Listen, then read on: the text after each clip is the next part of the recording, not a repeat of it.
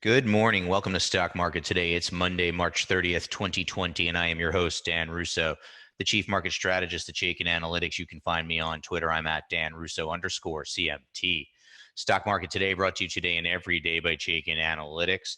Head over to chaikinanalytics.com/today. Sign up for a free email where you can see a lot of the content that we get for this show, as well as see some potential stock ideas to consider that hits your inbox every trading day before the market opens. So hope everybody had a great weekend. Let's dive right in now. U.S. equities closed lower in Friday's trading, finishing just off the worst levels after a late afternoon bout of weakness. Utilities and REITs were the only sectors to finish higher on the day. Energy and technology underperformed. Treasuries were stronger, with the curve flattening. The dollar was weaker on the major crosses. Gold finished down 1.6%. WTI crude down about 4.8% on the day on Friday. And as we get to the desk this morning, futures are oscillating between small gains and small losses after that sharp bounce last week, notwithstanding Friday's weakness. Asian markets were mostly lower overnight, with Japan and China underperforming, although they did recover from weakness in the morning session. European equities are under pressure. Treasuries are weaker, and the dollar is weaker against the majors. Kind of a mixed bag as I think about it. After falling 4.3% last week. Gold is down 30 basis points. WTI crude is down 5%. It briefly traded below $20 a barrel at one point last night. So we're still talking about risk appetite in the marketplace, although now we're going to define it by key retracement levels. So let's take a look at the charts here for the S&P 500. This chart is widely becoming extremely popular as people start to try to figure out where we could go within the context of a bear market bounce, right? So for me, what's important to understand is on the way down, we cut through key support levels like they didn't even exist. And now as we rally, we want to see how the market reacts to key resistance levels, right? So far on its first test or first rally attempt, we faded from the 38.2% retracement level at, call it 2647, let's say 2650. Above that, we have to start thinking about 2790 and then 2930 as other important retracement levels on the way up. Initial support back around 2350, call that the December 2018 lows. Below that, next key levels are in the 2000 to 2100 range if 2350 fails to hold. RSI is holding bearish ranges, but there is a small bullish divergence. We'd love to see, if you're bullish, you want to see the market kind of take out this first resistance level following this bullish divergence and actually see the RSI move above 50. So far, that is not the case. Chaikin money flow is bullish. So really, we're trying to figure out who's in control, right? Right now, it appears that the bears are obviously in control. And if the market continues to fail at resistance levels after cutting through support levels like they weren't there, that's a key market message. For those of you who watch the moving averages, it's amazing, gives you a sense of how fast this move down was, that we're just now seeing that that cross, right? The death cross as it's known. I'm not a huge believer, but it is there. People will pay attention to the fact that the 50 is on the verge of crossing the 200-day moving average. Let's move into our market in a minute now. What are we writing about in our note? Well, stocks closed near the lows on Friday. Treasuries consolidate in the context of an uptrend. Commodities remain under pressure, and that's even as the dollar has pulled back to a key support level. Futures point to a mixed open today, right? As we're kind of oscillating between small gains and small losses here through the morning. As we take a look at the major indices from a power bar perspective, still a lot of carnage when it comes to the power bars. The Dow lost 3.71% on Friday, 0 bulls, 6 bears. S&P 500 down 2.8%, 3 bulls, 141 bears. The NASDAQ was an underperformer. All right, we've been calling the NASDAQ the cleanest dirty shirt, but it is an underperformer. 4 bulls, 23 bears there, and small caps also underperformed again on the day. That's not a new trend. 63 to 490 bulls to bears. Flight to safety sends bonds higher, yields lower. According to the Chaikin Power Bar, small cap stocks and large cap stocks remain strongly bearish, and the major indexes across the board are strongly bearish. Taking a look now at what's happening in lieu of the stock of the day, we're looking at a screen of the day, right? And I wanted to screen for what we call quality. names that you want to be adding to a watch list should we begin to stabilize, right? Names with some solid relative strength. In our case, we're looking at our factors, the financials, earnings, and experts, and if those are all bullish and the stock has a bullish, very bullish, or a neutral plus rating, we want to be paying attention to those names, maybe staying engaged with the market, doing some work there. Money flow strong, relative strength strong. We kick out 20 stocks that fit the bill here, and if you want to take a look, you can see that these are the stocks that have the potential to be market leaders when we do stabilize. So it's gotten a lot of positive feedback about offering up some screens. So I just wanted to kind of show that to everybody here today. Turning now to our sector tracker, movement of the major sectors over the last 5 days. We can see for the first time in a while, actually, all of the sectors are positive over the last 5 days. That's after that big rally in equities that we saw last week. But what's interesting to me is look at the leadership, right? The leadership is defensive in nature, utilities and real estate, kind of the beat down rebound playing out in the industrials and discretionary. Financials, tech, energy, and materials are middle of the road.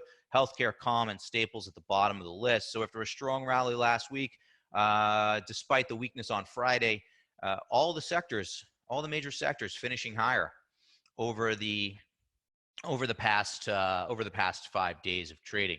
Now, our industry in focus, however, is one that's been extremely weak. Bank services, right? Over the past 6 months, it's been an underperformer, lagging the S&P 500 by nearly 21%. Power bar ratio, which measures future potential, is very weak, as it is for just about every one of the industry groups.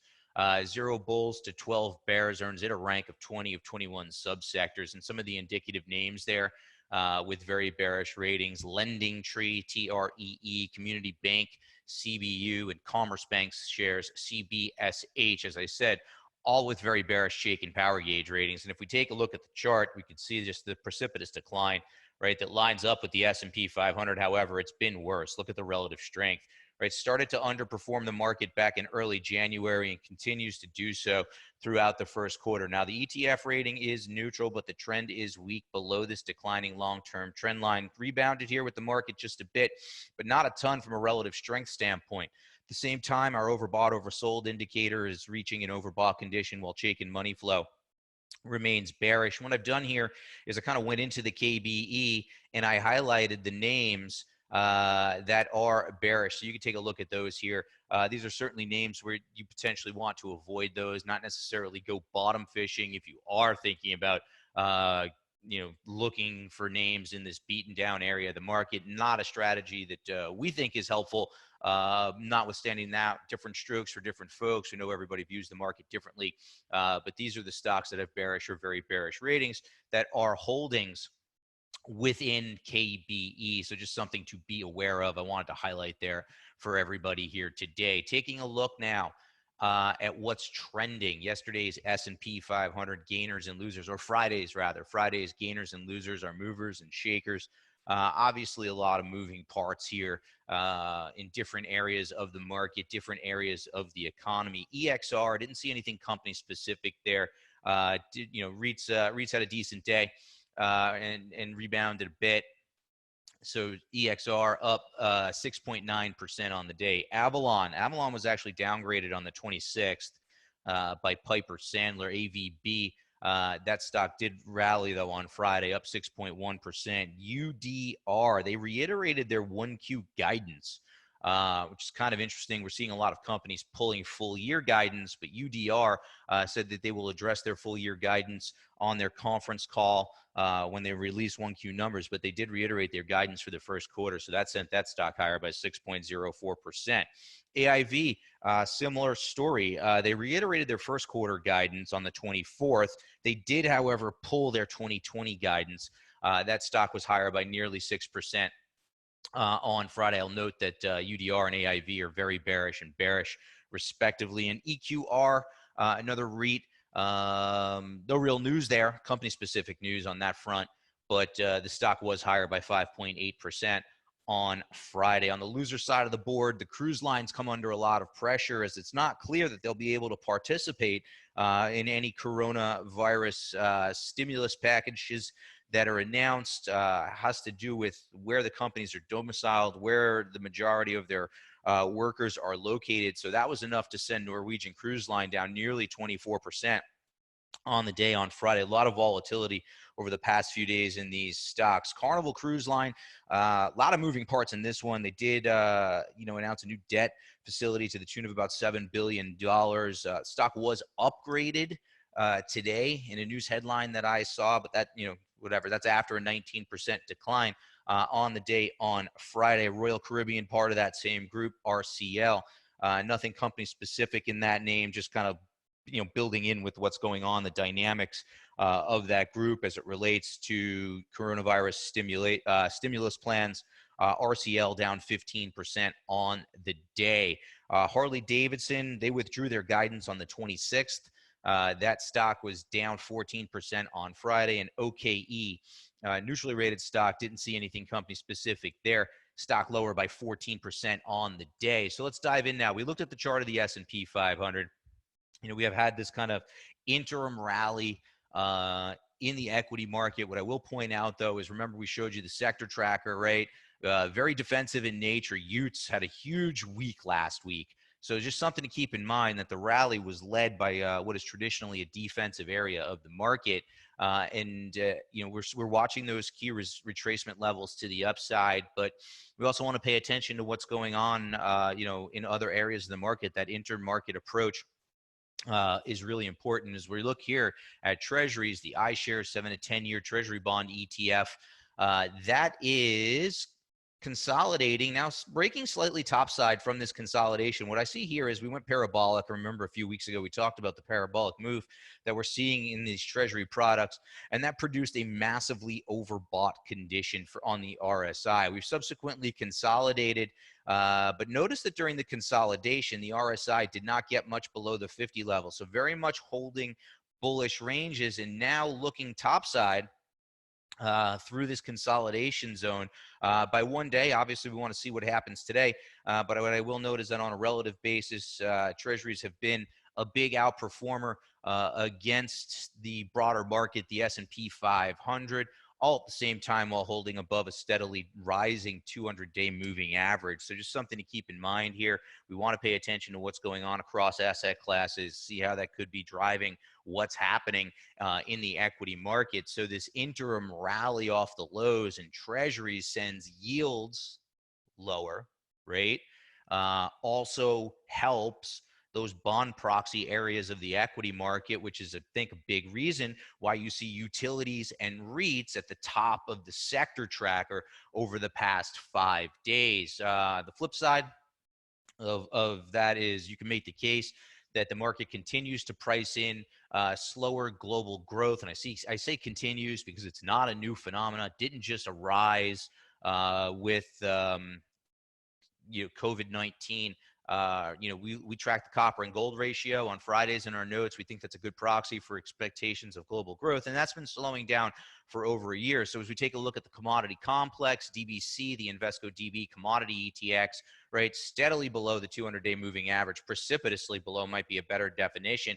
But what's interesting to me is that on the rally attempt, right, look at equities. Equities are now testing this 38.2% retracement level. We're not even close for the commodity complex, right? Pinned in bearish ranges from a momentum perspective as the RSI has been oversold multiple times over the past few months, and rally attempts don't get out of bearish ranges. So momentum clearly to the downside as we think about the commodity complex. And as we look, though, on a relative basis, maybe one bright spot that we could want to maybe be thinking about is the fact that we are now holding this lower support relative to equities. We'll see. That needs a lot of time to play out, and it is a relative trend, right? On an absolute basis, still seeing a lot of weakness, but we want to pay attention to possible inflection points in the marketplace. So I will watch this relative performance of commodities here in the near term, and it's all playing out as the dollar pulls back. Dollar had a big run, right? There was a dash for dollars, right? And now we've pulled back and we're testing the support level at the 50-day moving average. RSI holding bullish ranges, right? You can see here that dollar strength precipitates and accelerates commodity weakness. So it's something we're paying attention to. If the dollar begins to rally from this support level, I'd expect the commodities to continue under pressure. That'll wrap us for today. Head over to chaikinanalytics.com/test drive. Sign up for the trial. I'll be back with you tomorrow. Hey guys, Grayson Rose here with StockCharts.com. Thank you so much for watching. I hope you enjoyed this video. Remember, if you did, give us a like down below, leave us a comment. We'd love to hear from you. And most importantly, don't forget to subscribe to our YouTube channel for daily content from an incredible collection of technical analysts and financial minds. We'll see you back here very soon. Happy charting, my friends.